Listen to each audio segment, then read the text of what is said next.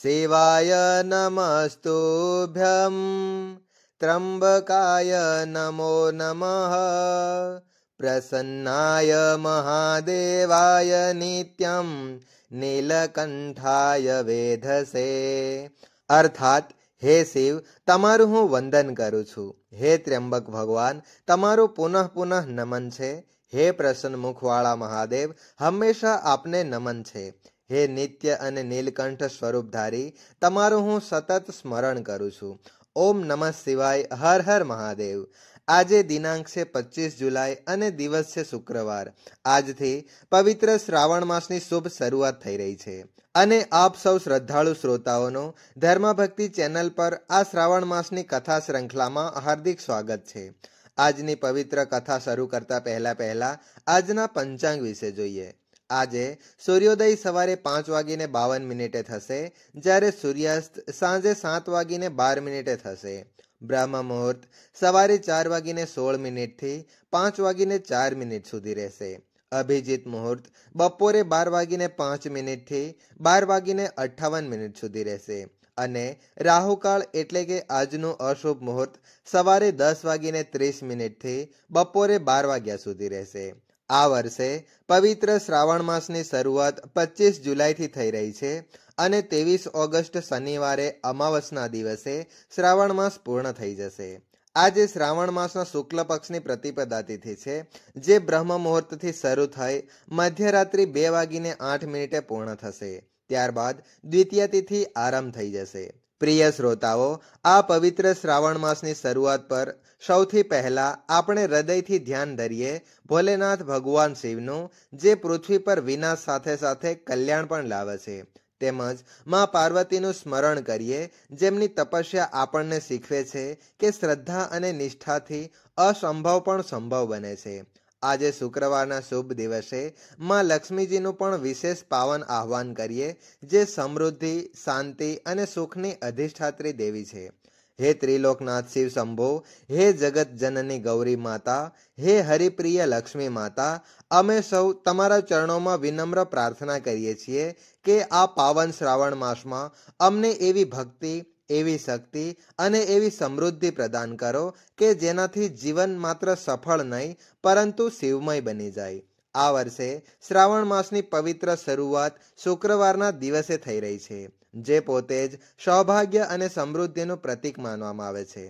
આ માસમાં ભગવાન શિવની ઉપાસનાથી જ્યાં મોક્ષનો માર્ગ સ્પષ્ટ થાય છે, ત્યાં જ માં લક્ષ્મી તથા દેવી માં પાર્વતીનું સ્મરણ કરવાથી જીવનમાં સંતુલન અને સૌંદર્યનો સંચાર થાય છે।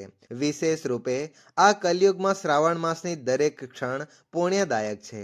આ એવું દુર્લભ અવસર છે જ્યાં દરેક કથા, દરેક વ્રત અને દરેક શિવનામ સંકીર્તન તમારા જીવનના દોષોનો નાશ કરે છે।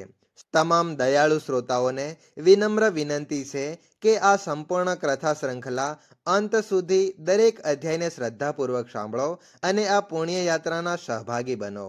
કૃપા કરીને આ વિડીયોને લાઈક કરો અને તમારા તમામ નિયર એન્ડ ડિયર સુધી શેર કરો, તેથી ભગવાન શિવની કૃપા દરેક ઘર સુધી પહોંચે। હર હર મહાદેવ। જય ભોલેનાથ। ચાલો હવે શ્રવણ કરીએ શ્રાવણ માસ મહાત્મ્યની પ્રથમ કથા।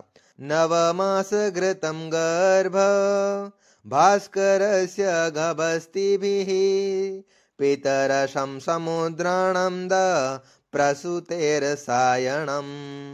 આ પવિત્ર શબ્દોમાં મહર્ષિ વેદવ્યાસજી ભાગવત મહાપુરાણમાં શ્રાવણ માસની મહિમાનું વર્ણન કરતા કહે છે કે જેઠ અને અષાઢ માસની તીવ્ર ઉષ્માથી સુકાઈ ગયેલી પૃથ્વી શ્રાવણ માસના પવિત્ર જળથી સિંચાઈને ફરીથી હરિયાળીથી વિંધાઈ જાય છે। એવી રીતે તે સૌંદર્યથી શોભાયમાન બને છે, જેમ તપસ્યા દ્વારા દુર્બળ થયેલો સાધક પરિણામ પ્રાપ્ત થયા પછી ફરીથી હૃષ્ટપૃષ્ટ થઈ જાય છે। જેમ દયાળુ પુરુષ પોતાના પ્રજાજનોના દુઃખને જોઈને તેમનું જીવન અર્પણ કરવા માટે તૈયારી બતાવી દે છે, એવી જ રીતે ઘનઘોર વાદળો પણ તેજસ્વી પવનની પ્રેરણા લઈને પ્રાણીઓના કલ્યાણ માટે પોતાનું સર્વસ્વ સમર્પિત કરી દે છે।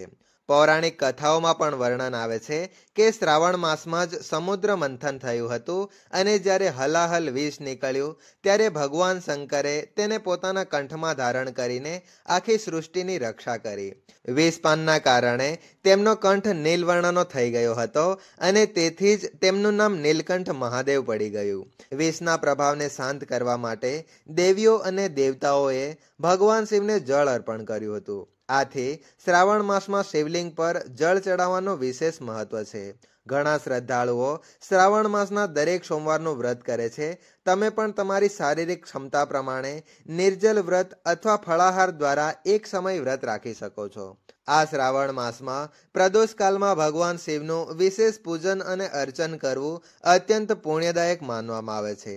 પ્રદોષકાલનો સમય એ સૂર્યાસ્તથી 45 મિનિટ પહેલા અને 45 મિનિટ પછીનો સમયગાળો હોય છે. ભગવાન શિવ સાથે સંકળાયેલ જે પણ વ્રત અને તહેવાર હોય તેમાં પ્રદોષકાલનો સમય અવશ્ય ધ્યાનમાં લેવો. તેથી મુખ્ય પૂજા તમે પ્રદોષકાલમાં કરી શકો. જે શ્રદ્ધાળુઓ શ્રાવણ મહિનાના નિયમોનું પાલન કરવા ઈચ્છતા હોય અને વ્રત રાખવા માંગતા હોય તેમણે આ માસ દરમિયાન પોતાની કોઈક પ્રિય વસ્તુનો ત્યાગ કરવો જોઈએ. ખોરાકથી સંબંધિત કોઈ એવી ચીજ વસ્તુ જે તમને ખૂબ જ પસંદ હોય તે વસ્તુનો તમે આ સમગ્ર શ્રાવણ માસ માટે ત્યાગ કરી શકો છો અને વ્રતની સમાપ્તિ પછી એટલે કે શ્રાવણ માસની સમાપ્તિ પછી વ્રતનું ઉદ્યાપન તમે તે વસ્તુનું દાન આપીને કરી શકો છો. જેમણે આખા માસ દરમિયાન નિયમોનું પાલન કર્યું હોય અને તેમને શ્રાવણની અમાવસના દિવસે તેમના વ્રતનું ઉદ્યાપન કરવું જોઈએ. આ માસ દરમિયાન ખાસ કરીને અમુક વસ્તુઓનો ત્યાગ કરવો શ્રેષ્ઠ માનવામાં આવે છે. જેમ કે મસૂરની દાળ, લસણ, ડુંગળી, માંસાહાર પદાર્થો, તમામ પ્રકારના નશાકારક પદાર્થો તથા ભારે પદાર્થોનું સેવન પણ ટાળવું જોઈએ. જો અમુક શ્રદ્ધાળુઓ શ્રાવણ માસના દરરોજનું વ્રત પાળી ન શકે તો તેઓ શ્રાવણ માસમાં આવતા મુખ્ય વ્રત અને તહેવારોનું પાલન કરીને પણ શુભ ફળની પ્રાપ્તિ કરી શકે છે. ચાલો જાણીએ કે શ્રાવણ માસમાં કયા કયા પવિત્ર વ્રત અને તહેવારો આવે છે. તો 25 જુલાઈએ જીવંતિકા વ્રત આવી રહ્યું છે. આ વ્રત શ્રાવણ માસના પ્રથમ શુક્રવારે કે શ્રાવણ માસના દરેક શુક્રવારે ઉજવવામાં આવે છે. 24 જુલાઈ ફૂલ કાજળી વ્રત આવે છે. આ વ્રત શ્રાવણ સુદ ત્રીજના દિવસે રાખવામાં આવે છે અને આ દિવસે વીરપસલી વ્રત પણ આવી રહ્યું છે. આ વ્રત શ્રાવણ માસના પ્રથમ રવિવારે કે શ્રાવણ માસના દરેક રવિવારે રાખવામાં આવે છે. 28 જુલાઈ સોમવાર. આ દિવસ ભગવાન શિવને પણ સમર્પિત માનવામાં આવે છે. આ દિવસે શ્રાવણનો પહેલો સોમવાર પણ આવે છે. આ સોમવારને શ્રાવણ માસના સાકરિયા સોમવારનું વ્રત અને ભાખરિયા સોમવારનું વ્રત પણ કરવામાં આવે છે. આ દિવસે તમે અવશ્ય વ્રત રાખી શકો છો. 5 ઓગસ્ટ મંગળવારે પવિત્ર પુત્રદા એકાદશીનું વ્રત આવી રહ્યું છે. 6 ઓગસ્ટ બુધવારે બુધ પ્રદોષ વ્રત અને મંગલા ગૌરી વ્રત આવે છે. 8 ઓગસ્ટ શુક્રવારે માસિક શિવરાત્રી આવી રહી છે, જેનું મહત્વ મહાશિવરાત્રી જેટલું જ હોય છે. આ દિવસે પણ તમે વ્રત રાખી શકો છો. 9 ઓગસ્ટ શનિવારે નરાળી પૂર્ણિમા અથવા શ્રાવણ પૂર્ણિમા રહેશે અને આ દિવસે રાખડી બાંધવાનો પવિત્ર તહેવાર રક્ષાબંધન ઉજવવામાં આવશે. 13 ઓગસ્ટ બુધવારે નાગપાંચમ છે. આ તહેવાર સુહાગણ સ્ત્રીઓ માટે અત્યંત શુભ માનવામાં આવે છે. 24 ઓગસ્ટ ગુરુવારે રાંધણ છઠ છે અને 15 ઓગસ્ટ શુક્રવારે શીતળા સાતમ છે. 16 ઓગસ્ટ શનિવારે જન્માષ્ટમીનો તહેવાર ભવ્ય આનંદ અને ઉત્સાહથી મનાવવામાં આવશે. 17 ઓગસ્ટ રવિવારે નંદ મહોત્સવ છે. 19 ઓગસ્ટ મંગળવારે અજા એકાદશી અને મંગળા ગૌરીનું વ્રત રાખવામાં આવશે. 20 ઓગસ્ટ બુધવારે બુધ પ્રદોષ વ્રત આવી રહ્યું છે અને 23 ઓગસ્ટ શ્રાવણનો અંતિમ દિવસ શ્રાવણ અમાવસ આવી રહી છે. આ દિવસે શ્રાવણ માસની પૂર્ણાહુતિ થાય છે.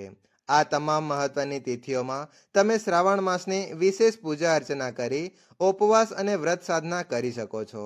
ચાલો હવે સાંભળીએ શ્રાવણ માસ મહાત્મ્યની કથાના પ્રથમ અધ્યાયનું. નૈમિષારણ્યના ઋષિઓએ લોમહર્ષણ શ્રી સૂતજીને પૂછ્યું, હે મહાબુદ્ધિમાન સૂતજી, પ્રભાસ ક્ષેત્રનું મહાત્મ્ય શું છે? કૃપા કરીને અમને કહો. મુનિઓના આ વચન સાંભળી સૂતજીએ પોતાના ગુરુદેવ વ્યાસજીને નમસ્કાર કરીને કહ્યું, જેનું વક્ષસ્થળ શ્રીવત્સ ચિહ્નથી શોભિત છે, જે સમગ્ર જગતના સર્જનહાર છે, જે ઈચ્છા અનુસાર રૂપ ધારણ કરે છે અને જે અજ્ઞેય, નિર્ભય, સર્વત્ર વ્યાપક છે એવા પરમાત્માને નમસ્કાર છે. હું હવે પાપનો નાશ કરનાર આ કથાનું પવિત્ર વર્ણન કરું છું. તમે ધ્યાનથી શ્રદ્ધા રાખીને સાંભળો. જેમ શાસ્ત્રોમાં સ્કંદ પુરાણ શ્રેષ્ઠ છે, તેમ દેવોમાં મહેશ્વર, નદીઓમાં ગંગા, અક્ષરોમાં ઓમ, પૂજ્યમાં માતા અને ગુરુઓમાં પિતા સર્વશ્રેષ્ઠ છે. સૂતજીએ કહ્યું, પ્રાચીન સમયની વાત છે. કૈલાસ પર્વત પર ભગવાન શિવે માતા પાર્વતીને સ્કંદ પુરાણ સંભળાવ્યું હતું. પછી માતાએ તે કથા પોતાના પુત્ર સ્કંદને સંભળાવી. સ્કંદે નંદીગણને, નંદીએ કુમારગણને અને અંતે વ્યાસ મુનિને સંભળાવી. હવે એ કથા હું તમારી સમક્ષ વર્ણન કરું છું. ધ્યાનથી સાંભળો. બ્રહ્માજીથી 18 મુખ્ય પુરાણોનો જન્મ થયો છે. બ્રહ્મ, વિષ્ણુ, શિવ, સ્કંદ, ભાગવત, ભવિષ્ય, નારદ, માર્કંડેય, આજ્ઞેય, બ્રહ્મવૈવર્ત, લિંગ, પદ્મ, વારાહ, વામન, કૂર્મ, મત્સ્ય, ગરુડ અને વાયુ આ તમામ પુરાણોના નામનું સ્મરણ પણ પાપનાશક છે. આ ઉપરાંત 18 ઉપનિષદો પણ છે, જેમ કે નરસિંહ, સ્કંદ, નંદી, શિવધર્મ, દુર્વાસા, નારદ, કપિલ, મનુ, ઉષ્ણસ, બ્રહ્માંડ વગેરે. ત્યારબાદ ઋષિઓએ પૂછ્યું, હે સૂતજી, અમને તીર્થોના વિશાદ વર્ણન પણ કરો. ત્યારે સૂતજીએ કહ્યું, પ્રાચીન સમયમાં માતા પાર્વતીએ પણ ભગવાન શિવને આવો જ પ્રશ્ન કર્યો હતો. ત્યાં પાર્વતીજીએ શિવને કહ્યું, હે મહાદેવ, મેં અનેક જન્મોથી તપસ્યાથી તમારા સ્વરૂપની શોધ કરી, પરંતુ તમારું પૂર્ણ સ્વરૂપ જાણવામાં હું અસમર્થ રહી. તમારું સ્વરૂપ અનંત છે. હું ધન્ય છું કે આજે તમારી કૃપા દ્રષ્ટિ મળી છે. હવે કૃપા કરીને તમામ તીર્થોનું વિગતવાર વર્ણન કરો. ત્યારે શિવજીએ ઉત્તર આપ્યો, હે દેવી, તીર્થ દર્શન અને સ્નાન ખૂબ જ પવિત્ર કાર્ય છે. સૌથી શ્રેષ્ઠ તીર્થોમાં નૈમિષ અને પુષ્કર વિશિષ્ટ છે.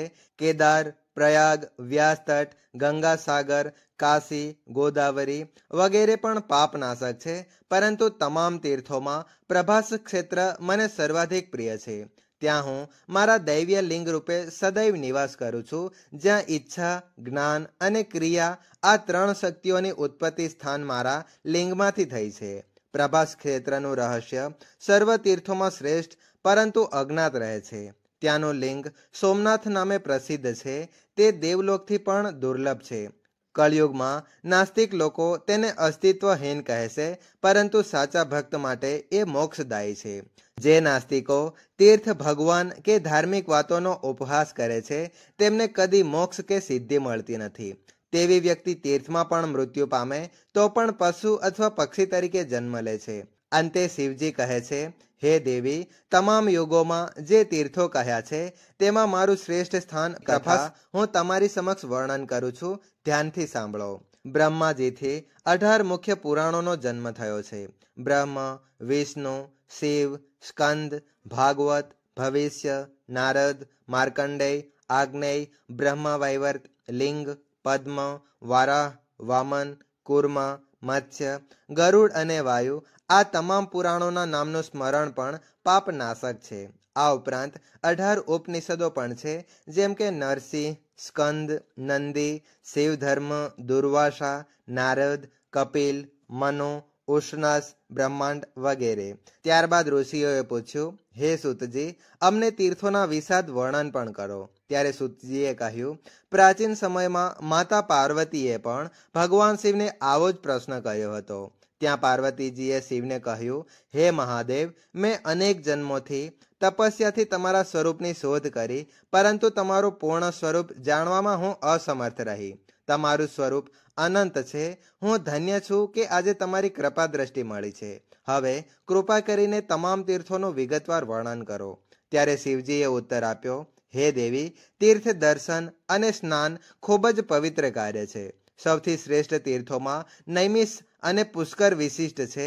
કેદાર, પ્રયાગ, વ્યાસતટ, ગંગા સાગર, કાશી, ગોદાવરી વગેરે પણ પાપનાશક છે, પરંતુ તમામ તીર્થોમાં પ્રભાસ ક્ષેત્ર મને સર્વાધિક પ્રિય છે.